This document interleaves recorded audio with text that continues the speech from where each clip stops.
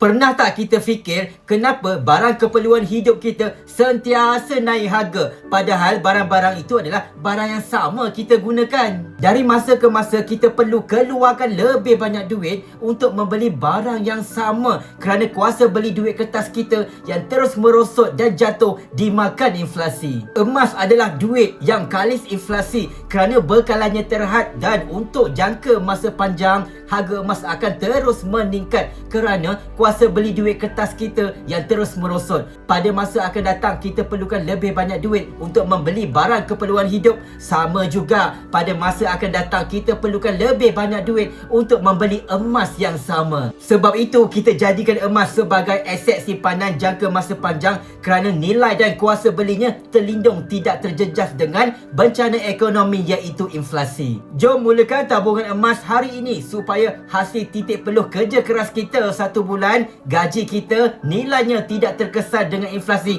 kerana kita dah tukarkannya kepada bentuk emas. Hubungi Hafizul sekarang untuk mulakan tabungan emas dengan ilmu. Hafizul bimbing sebaiknya.